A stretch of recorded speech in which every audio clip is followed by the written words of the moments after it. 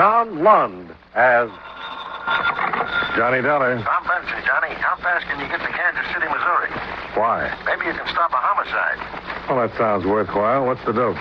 We underwrite complete insurance coverage for the Paterson Transport Corporation. They handle a parcel delivery service for most of the department stores in town. Well, that should be profitable, but hardly deadly. There have been 6 robberies and beatings involving their drivers in the past week, Johnny. Apparently one guy is responsible, and he's gotten increasingly brutal with each holdup. How far has he gone? The last holdup was yesterday afternoon. He went berserk. The driver's in the hospital with 5 broken ribs and a fractured skull. If this guy isn't caught, it's only a question of time before he kills somebody. I'll take the first plane out.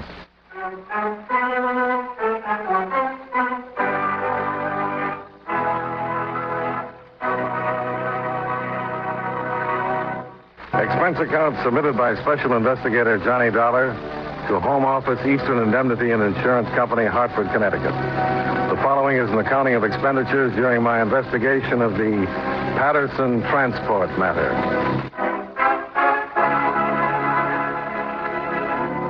Expense account item 1, $73.20. Airfare and incidentals between Hartford, Connecticut and Kansas City, Missouri. I was met at the airport by Walt Hendricks, Vice President and General Manager of Paterson Transport. It's a rough $1. 6 holdups in a week. Over $3,700 in COD money stolen. 3 drivers beaten so badly they can't work. One of them in the hospital in critical condition. Real rough one. I understand one man has been pulling the job, Mr. Hendricks. Seems to stack up that way. So far, we haven't been able to do a blasted thing to stop him. How's he operating? Oh, it's like this. He buys something at a department store, has the package sent out COD to a vacant apartment or house. When the driver gets out there, he lowers the boom. Mm-hmm. What about the police? Well, since yesterday morning, they've had a plainclothesman riding the delivery trucks with the drivers. Well, that should have brought results. Yeah, we thought it would, too, till last night. The driver that's laid up in the hospital? Yeah, he got it in his own garage, coming home from a movie with his wife.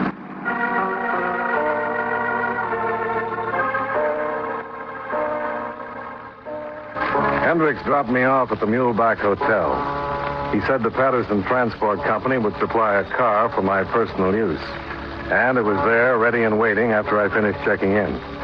I drove over to police headquarters at 1125 Locust Street, where Lieutenant Hermann of the Robbery Division filled me in. Well, there's a few things about this that make sense, Dollar. Not many, but a few. Like what, Lieutenant? The way he operates, for one, has a definite pattern. Every holdup's either at the far end of the driver's route or the last stop or two before he checks in for the day. Sounds like he's pretty familiar with the delivery operation. Yeah, that's what we figure. Maybe from the Paterson Transport end, maybe from the department stores. And then another thing. He's almost sure to be a psycho. The way he's manhandled those drivers? There wasn't any reason for beating them. Drivers all have orders not to resist. And gets increasingly brutal with every holdup. No sense to it, unless he's a psycho. Mm-hmm. Any description on him? Yeah, partial. Always wears a blue bandana handkerchief over his face. But here's what we've got on him for what it's worth. See, about 6 feet, 190 to 200 pounds, gray slouch hat, baggy gray suit. Has a noticeable limp in the right leg. Well, that's pretty general, but that limp might help tie him down. I've got the personnel managers of Paterson and the department stores going over their records on the basis of that description. So far, they haven't come up with anything. But here's another angle. Take a look at this map. Yeah, sure.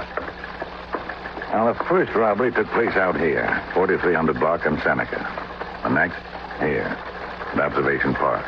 And one here on Cypress. The next at 32nd Terrace. Then 54th and Jackson. Well, that makes a rough circle around the city. What's he been doing, moving from route to route in a definite pattern? That's it. Hitting one driver after another in turn. Well, then you should know who's liable to be next on the list. We do. Driver by the name of Milton Spears. He's got the Southwest Territory down here. If the man we're after follows his pattern, we'll get him. But if he breaks it like he did last night... Yeah.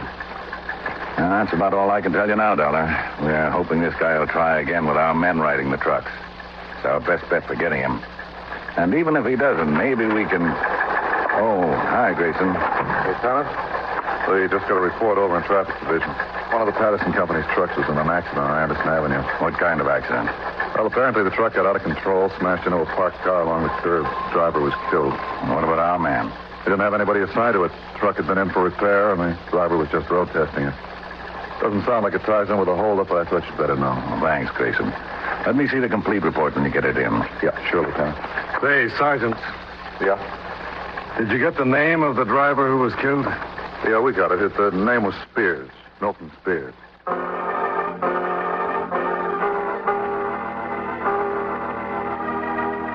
When we got to the scene of the accident, an ambulance and squad car were already there. One of the squad car men filled us in on what they'd learned. He was heading east on Anderson here, Lieutenant. Then for some reason he suddenly clamped the wheel to the right and plowed into that Buick there at the curb. He must have been going at a pretty good clip. Burned a lot of rubber off on the street when he swung in here. Yeah. What did the ambulance men have to say?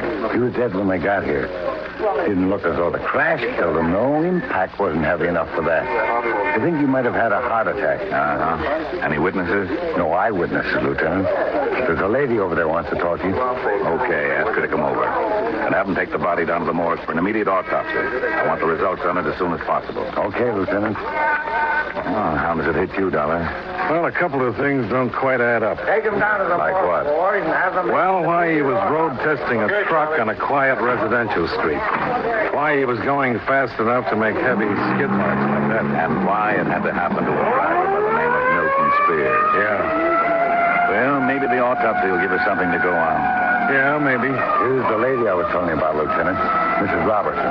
How do you do, Mrs. Robertson? I understand you have something to tell us. I should say I do have something to tell you, Lieutenant. It's about time you police officers did something to protect the interests of our citizens. We've got rights, you know, and it's your duty to see that they're protected. I'm not sure I understand. No, I didn't think you would. Things have come to a pretty pass when a taxpayer can't leave a car parked out on the street without some drunken truck driver smashing it to pieces. It's your duty to see that such reckless, incompetent drivers are kept off our streets and highways. You're the owner of the Buick that was hit, Mrs. Robertson? Well, isn't that just what I've been telling you, young man? And believe me, somebody is going to pay for the damage done to my car and for the shock and damage caused to my nerves. Did you see the accident take place, Mrs. Robertson? No, I didn't see it. But not that I had to. I was upstairs in my apartment over there, playing whist with some friends. Then what makes you think the driver was drunk or irresponsible? Oh, of course he was. What other explanation could there be? Smashing into a person's car like that in broad daylight on a quiet street. There's not the slightest doubt in my mind. Both of them were drunk. Then there was somebody else in the truck besides the driver? Well, of course there was. How do you know, Mrs. Robertson? Oh, because I saw him, that's why. I looked out of my window and saw him. A big, husky man he was. He got out of the truck right after the crash and went limping off down the street. Additional questioning of the excitable Mrs. Robertson brought no further information. We got the same results from the other residents of Anderson Avenue. The men from the lab arrived and started working on the truck and Buick for possible physical evidence, and we went back to police headquarters. No need for you to stick around, Dollar, unless you want to. We won't be getting the autopsy report on Spears for another hour or two. Well, I thought I might look over the driver's statements on the robbery, Lieutenant. Maybe something will hit me. Oh, sure. I'll have Grayson dig them out for you. Yes, sir? Grayson, will you get out the driver's statements in the Paterson Transport files? Mr. Dollar would like to look them over. Well, I've got them right here, Lieutenant. Adding another report to the list. What's that? Got a call from General Hospital. The driver who was beaten up last night just died.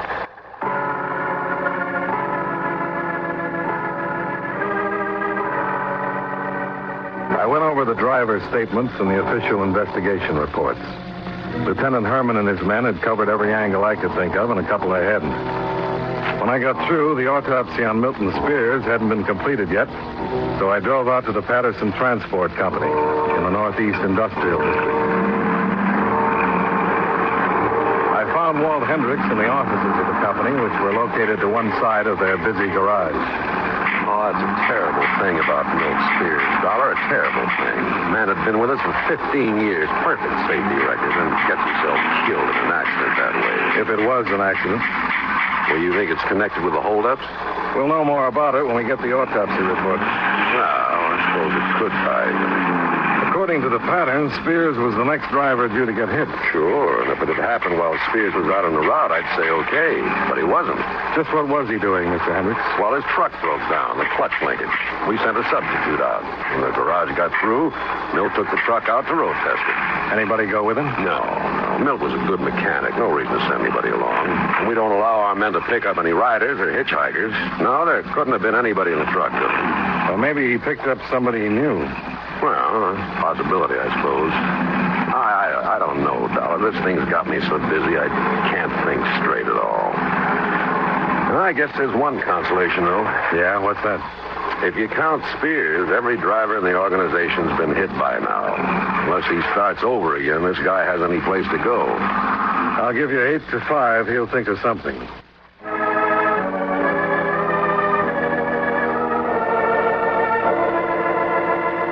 It was getting late in the afternoon, so I figured I'd pay one more visit to headquarters before going back to the hotel and knocking off for the day. As I walked into Lieutenant Hermann's office, he was just finishing a phone call. Okay, Doc. Thanks for the fast report. I'll buy you a dinner someday if you're lucky enough to catch up with me. Oh, hi, Dollar. That was Doc Winters, autopsy surgeon. There was a .22 caliber bullet in Milton Spears' brain. Wow. Nothing very accidental about that, is there? Not likely. Fired at close range behind the right ear. Point of penetration was covered by hair. Bullet lodged in the bone. That's why the ambulance attendants didn't catch it. No wonder he crashed the truck. Yeah. We'll have ballistics examine the bullet. Don't know that they'll come up with anything, though. Well, it's been a long day. What do you say we go out and have a bite to eat? I'll buy that, Lieutenant. There's a good steakhouse right down. Lieutenant Hermann.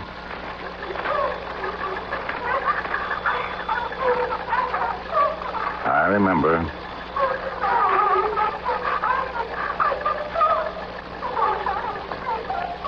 We'll be right there.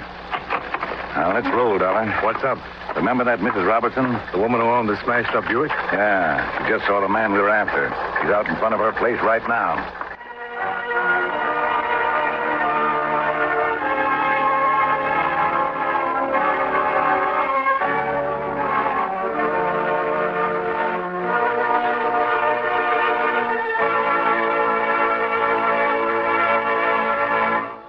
And now, with our star, John Lund, we bring you the second act of Yours Truly, Johnny Dollar. When Lieutenant Hermann and I got out to the Anderson Avenue address, Mrs. Robertson was waiting for us in the vestibule of the apartment building. It's the man, I tell you. The very same man who got out of the truck that smashed my car. And I want you to arrest him at once, do you hear? If he's a man, we'll arrest him, Mrs. Robertson. Of course he's a man. I ought to know. I saw him get out of the truck and limp down the street. And I saw him again just before I called you. What was he doing, Mrs. Robertson? Looking over my car, that's what. The nerve of him. A criminal returning to the scene of his crime. There's no doubt about the identification. I told you there wasn't, didn't I? A big, heavy-set man, dressed in a gray suit, walking with a limp. He's the man, all right. Where is he now? Oh, where would a man like that be? I told you he was drunk when he smashed into my car. He went into that bar at the corner.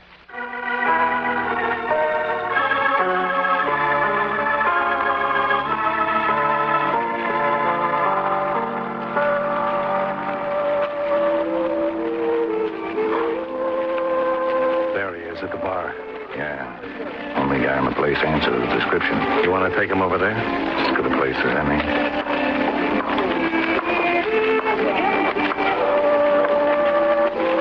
Police officers, keep your hands on the bar. Hey, what's going on here? Hands on the bar. Shake him down, Dollar. Yeah, sure. What do you think you're doing, Mac? I ain't got no rod on me. How about it? He's clean, Lieutenant. Sure, I'm clean. I told you I was, didn't I? What do you guys want with me? What's your name, mister? What's it to you? Your name. Wesley, Gerald Wesley. Where do you live? I ain't decided yet. Just got into town. What are you doing in this neighborhood? Look, you guys ain't got nothing on me. A guy's got a right to come in and have a drink without coppers hopping all over him. Why the interest in the car, Wesley? What car? The smashed-up Buick down the street. Who's interested in a smashed Buick? You were. You were looking at it. Why? So I looked at it. Any law against that? A man was killed when that car was hit, Wesley. So what's that got to do with me? We've got a witness who says you were involved in the accident. Your witness is nuts.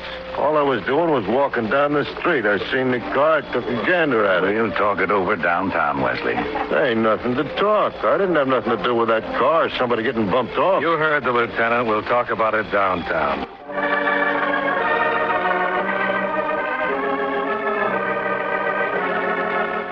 Might as well come clean, Wesley. Make it easier on yourself. There's nothing to come clean about. I told you, coppers, that you ain't got nothing on me. We've got a witness who says different. I told you he's lying. I never been in that neighborhood before. What did you do with the gun? What gun? The one you used to knock off Milton Spears. I never had a gun.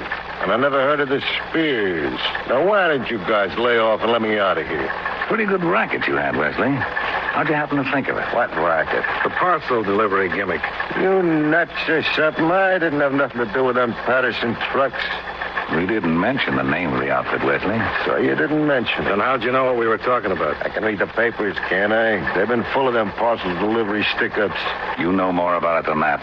Come on, let's have it, Wesley. I tell you, nuts. I just got into town yesterday. From where? California. Where in California? Folsom.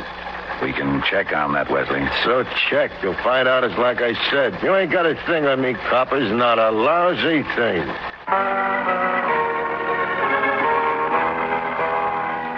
Lieutenant Hermann sent in a teletype request for verification from Folsom, along with telephoto copies of Wesley's prints for comparison. We got the answer back in an hour. Well, there it is, Dollar. Wesley wasn't sprung from Folsom until yesterday morning. Served his full time.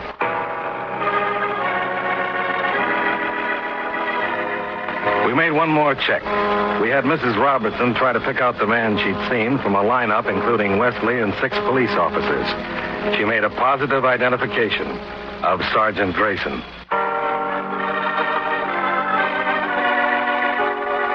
Expense account item 2, $17.85, dinner and drinks for Lieutenant Hermann and myself. Afterwards, the lieutenant called it quits for the night, and I headed for the Paterson Garage. I wanted to talk with Walt Hendricks again.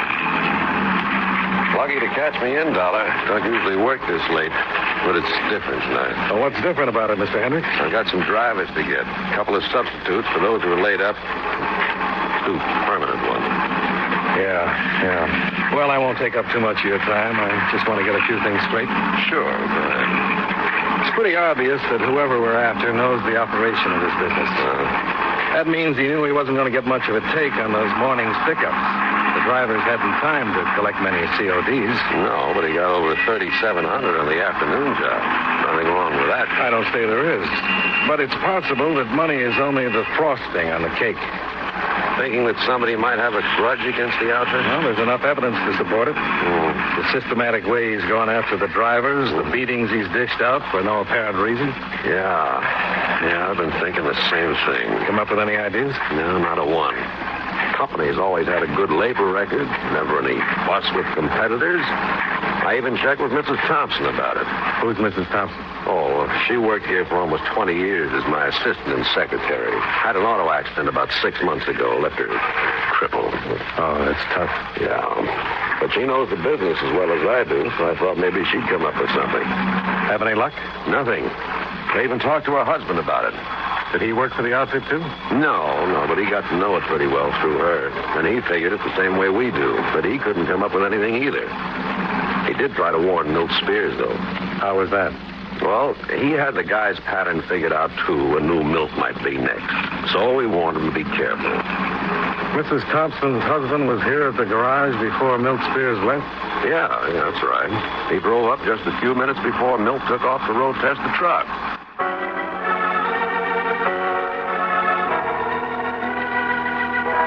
I went back to the hotel and put in a call to Tom Benson in Hartford. In the company's interest, he was willing to bust up his bridge game and go down to the office. He called me back in about 45 minutes with the information I wanted. The accident took place last Christmas Eve, Johnny. Thompsons were leaving a party at the Paterson offices. Apparently, the husband had a little too much to drink. Drove out of the garage too fast, skidded as he hit the street, and wound up on the wrong side. One of the delivery trucks was just coming in. They met head on. Uh-huh. What's the medical report say? Well, the driver of the truck was killed outright. Mrs. Thompson suffered 2 broken vertebrae, left her permanently crippled. We paid all medical expenses. She got a life income of $100 a month. What about the husband? He was in the hospital up until a couple of weeks ago. Had a depressed skull fracture, bad compound fracture of the right tibia. Outside of that, he should be as good as new. Help you any, Johnny? I wouldn't be surprised.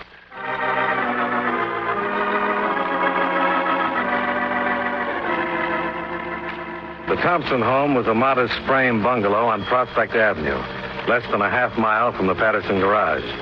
I was met at the door by a practical nurse who checked with Mrs. Thompson and then led me into the bedroom to see her. It was awfully kind of you to call on me this way, Mr. Dollar. And I want you to know that Charlie and I are very appreciative of everything your company has done for us. You're only getting what you're entitled to, Mrs. Thompson. Well, perhaps. But when you've been used to making your own way of life, earning your own living, then suddenly find yourself in a position like I'm in, well, it's awfully nice to know that there are people like you around. Well, thanks, Mrs. Thompson. Is your husband at home? I'm dreadfully sorry, but he left just a few minutes ago. And you did want to talk to him about those robberies, didn't you? What makes you think that? Oh, Mr. Hendricks told me you were in town. And Charlie's been so interested in those holdups. Well, he just feels terrible about those poor drivers, you know. No, I didn't. Oh, yes. Just terrible.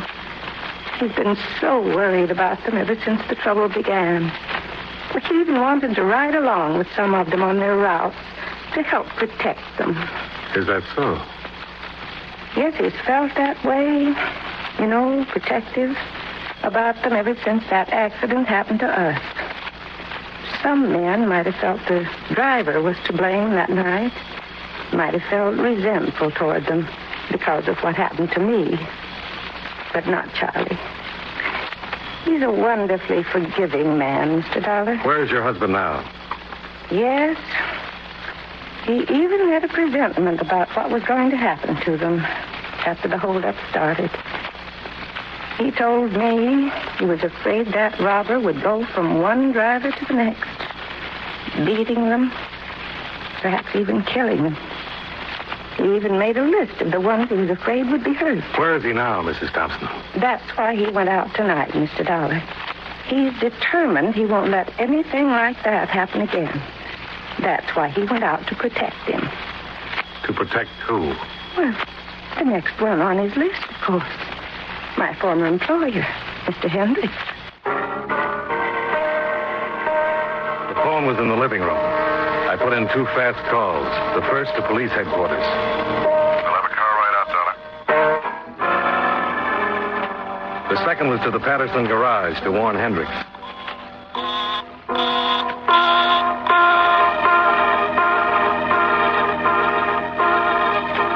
The garage was only a few short blocks away, and I made it before the squad car did. There was a light in Hendricks' office, but it was empty. I tried the darkened garage next.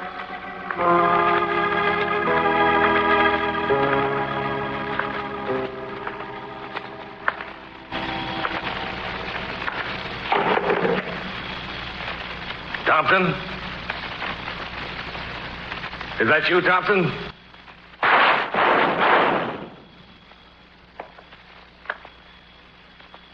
Thompson?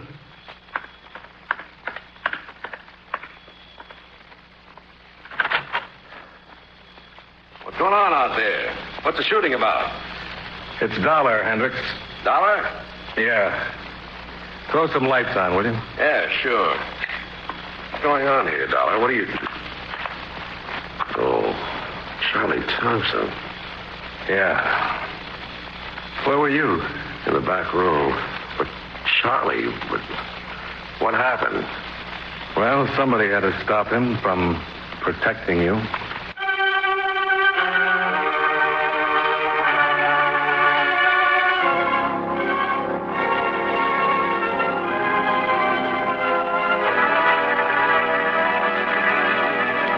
Expense account item 3, $22.10. Hotel bill and miscellaneous. Expense account item 4, $71.30, airfare back to Hartford. Expense account total, $184.45. Remarks: when ballistics verified that Thompson's .22 Colt had killed Milton Spears, my official job was over. My unofficial one, informing Mrs. Thompson, wasn't nearly as easy.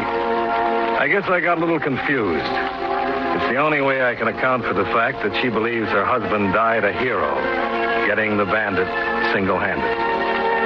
Yours truly, Johnny Dollar.